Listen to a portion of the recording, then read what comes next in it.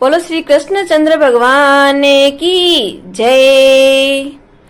जब महाभारत का युद्ध शुरू होने वाला था, तब कौरवों व पांडवों की सेना कुरुक्षेत्र में युद्ध के लिए एकत्रित हुई।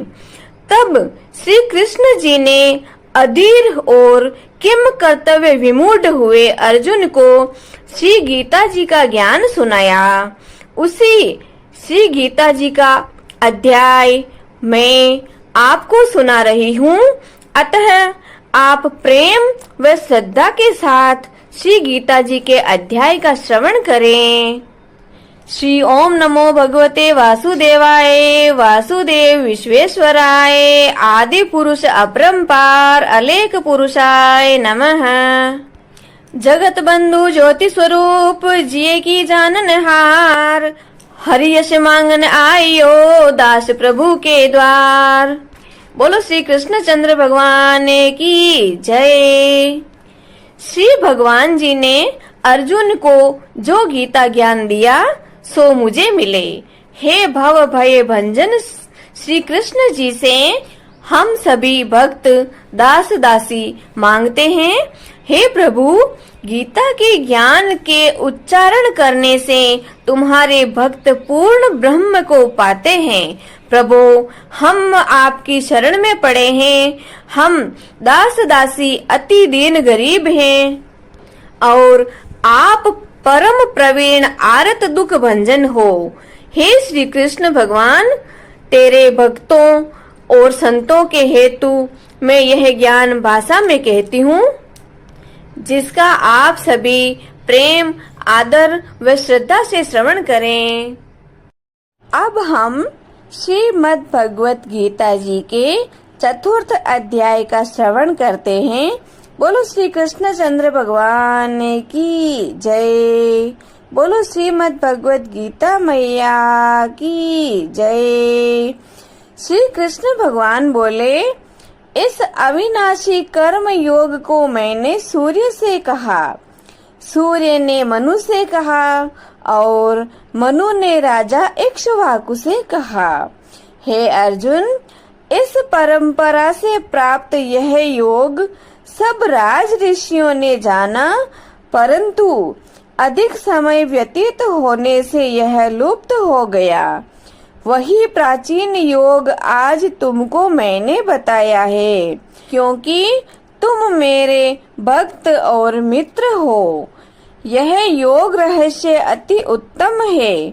अर्जुन कहने लगे, आपका जन्म तो अभी हुआ है और सूर्य का जन्म बहुत पहले हुआ था।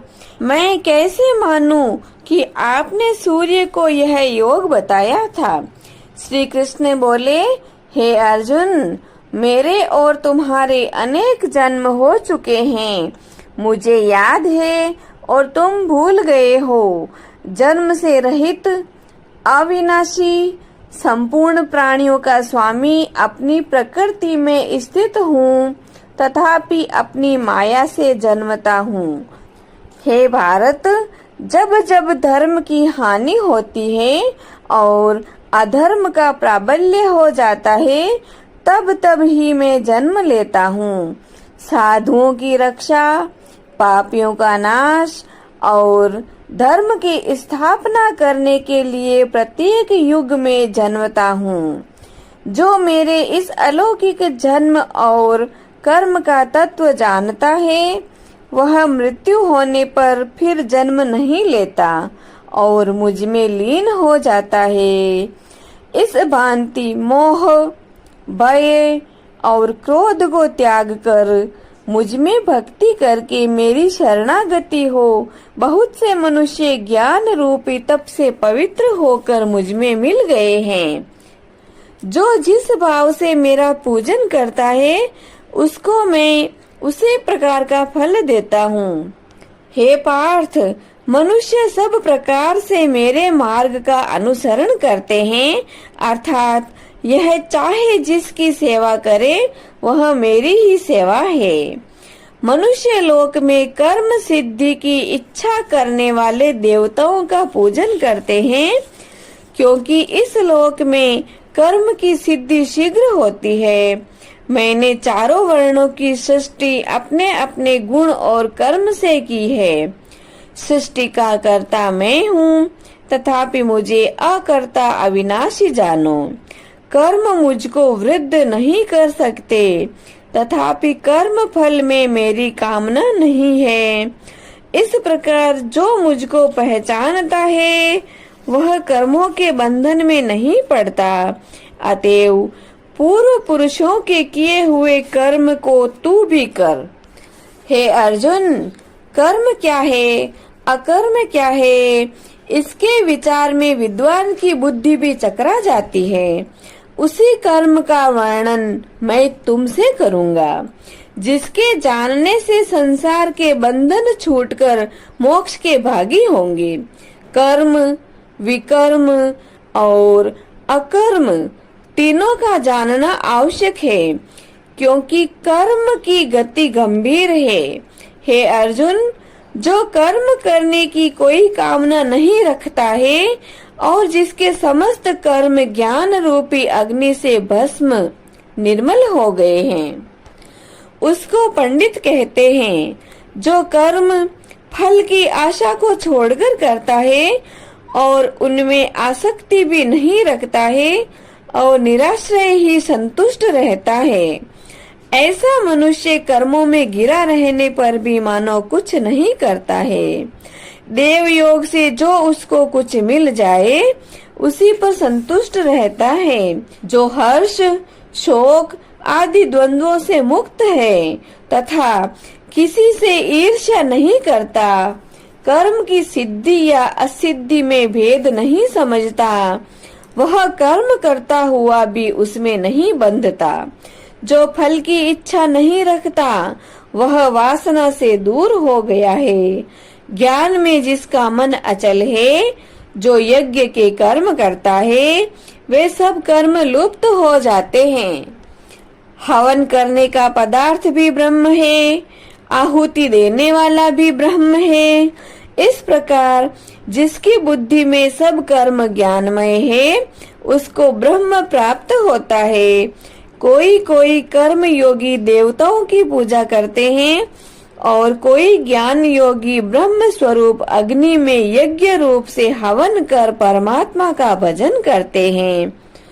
कोई ऐसे हैं जो अपनी इंद्रियों को तथा कर्मों का संयम रूपी अग्नि में होम कर देते हैं, और कितने ही इंद्रिय रूप अग्नि में इंद्रियों के रूप, शब्द आदि विषयों को होम देते हैं। कितने ही लोग इंद्रियों के सब कर्मों को और प्राणों के कर्मों को आत्मज्ञान से प्रज्वलित संयम रूप अग्नि में होम देते हैं। कोई तो द्रव्य यज्ञ करते हैं, कोई तप यज्ञ, कोई योग यज्ञ, कोई स्वाध्याय और कोई ज्ञान रूपी यज्ञ करते हैं, और कोई प्राणायाम में तत्पर रहने वाले योगी प्राण और अपान वायु में प्राण को रोकते हैं तथा प्राण वायु में अपान वायु का लय करते हैं। कोई आहार को निरंतर कम करके प्राण को होमते हैं, वे यज्ञ वेता है, और यज्ञ से ही इनके सब पाप नाश हो जाते हैं। जो यज्ञ में बचे हुए अमृत रूप अन्न को खाते हैं, वे सनातन ब्रह्म को प्राप्त होते हैं। हे अर्जुन, जो यज्ञ नहीं करते हैं उनको यह लोक और परलोक दोनों ही नहीं है। इस प्रकार से बहुत से यज्ञ वेद में विस्तार सहित वर्णित है। इन सब को कर्म से उत्पन्न हुए जानो। हे परंतप, द्रव्यमय यज्ञ से ज्ञान यज्ञ उत्तम है। हे पार्थ, फल सहित सब कर्म ज्ञान में समाप्त हो जाते हैं, सो उस ज्ञान यज्ञ का तत्वदर्शी और ज्ञानी लोग तुमको उपदेश करेंगे। इसीलिए तुम उनकी सेवा करना और उनको विनय पूर्वक प्रसन्न करके ज्ञान यज्ञ करना, और तुम उनको विनय पूर्वक प्रसन्न करके ज्ञान यज्ञ जानना। इस ज्ञान का लाभ प्राप्त करके तुमको ऐसा मोह फिर नहीं होगा। इसी ज्ञान से समस्त प्राणियों को तुम अपने में और मुझ में देखोगे। यदि सब प्राणियों से भी अधिक पाप करने वाले हो तो भी ज्ञान रूपी नौका से ही सब पाप रूपी समुद्र को पार कर जाओगे। हे अर्जुन, जिस प्रकार प्रज्वलित अग्नि लकड़ी को जलाकर भस्म कर देती है, वैसे ही ज्ञान रूपी अग्नि सब कर्मों को भस्म कर डालती है। इस लोक में ज्ञान के समान पवित्र और कुछ भी नहीं है। यह ब्रह्म बहुत काल पर्यंत कर्म योग से सिद्ध हुए पुरुषों को अपने आप ही प्राप्त होता है। जो श्रद्धावान पुरुष इंद्रियों को जीतकर ब्रह्म ज्ञान में लगा रहता है, वह ज्ञान को प्राप्त करता है और ज्ञान को पाकर अल्प समय में शांति को पा जाता है। अज्ञानी, श्रद्धा रहित और जिनके मन में संदेह है, ऐसे जो पुरुष हैं वह नष्ट हो जाते हैं। जिनके मन में संदेह रहता है, उनको यह लोक, परलोक और सुख कुछ भी प्राप्त नहीं होता।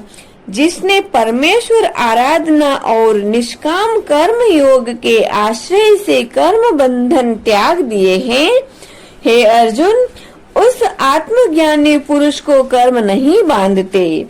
अतएव अज्ञान से उत्पन्न हुए चित्त के इस संशय को ज्ञान रूपी तलवार से काटकर मेरे बताए हुए कर्म योग को करने के लिए प्रस्तुत हो जाओ।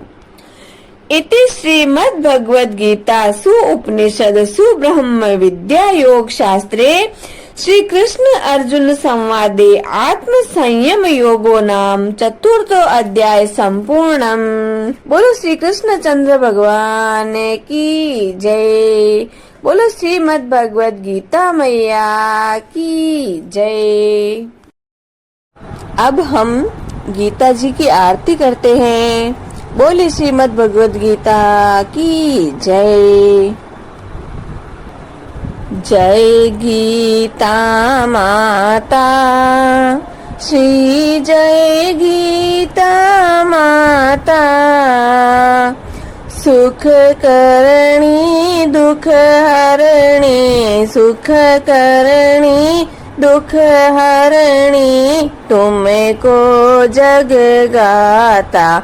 जय गीता माता, जय गीता माता मैया, जय गीता माता।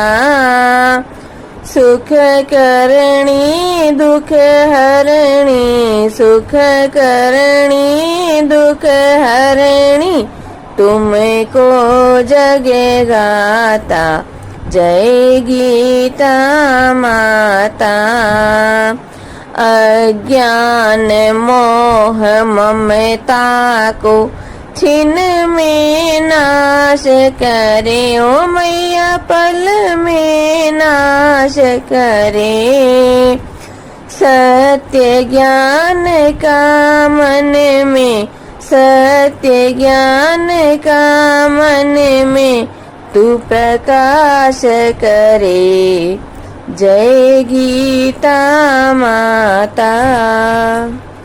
शरण मेरे जो आवे, तेरी मति प्राप्त करे, ओ मैया तेरी मति ग्रहण करे।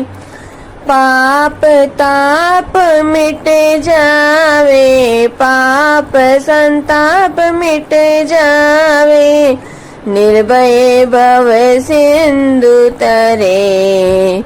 जय गीता माता। रण क्षेत्र में अर्जुन जब शोकाधीर हुआ, ओ मैया शोकाधीर हुआ। कर्तव्य कर्म तज बैठा, कर्तव्य कर्म तज बैठा, बहुत मलिन हुआ। जय गीता माता। तब कृष्ण चंद्र के मुख से तूने अवतार लिया, ओ मैया तुमने अवतार लिया। तत्व बात समझा कर, सार बात समझा कर उसका उद्धार किया।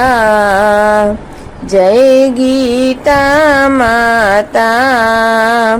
शरीर जन्मते मरते आत्मा विनाशी, ओ मैया आत्मा विनाशी।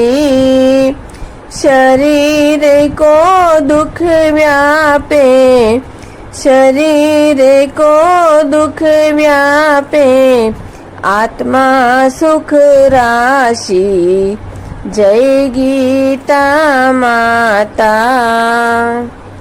अतः शरीर की ममता मन से त्याग करो मैया, हृदय से त्याग करो। आत्म ब्रह्म को चिन्हो, आत्म ब्रह्म को जानो, उससे अनुराग करो। जय गीता माता। निष्काम कर्म नित्य करके जग का उपकार करो मैया, सबका उपकार करो। फल वांछा को त्यागो, फल वांछा को त्यागो, सद्व्यवहार करो। जय गीता माता।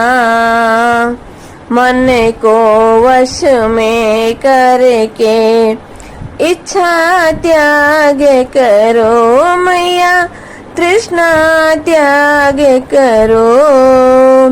निष्काम जग में रह कर, निष्काम जग में रह कर हरि से अनुराग करो। जय गीता माता। यह उपदेश तेरे जो नर नारी गावे, ओ मैया नर नारी मन में लावे। भगवन भव सागर से वह क्यों न तर जावे।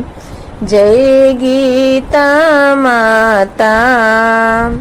जय गीता माता श्री जय गीता माता। ओ मैया जय गीता माता। ओ मैया जग की तुम दाता। सुख करणी दुख हरणी, सुख करणी दुख हरणी, तुमको सब गाता। ओ मैया तुमको जग गाता। जय गीता माता। बोले श्रीमद् भगवद गीता मैया की जय। श्री कृष्ण चंद्र भगवान की जय।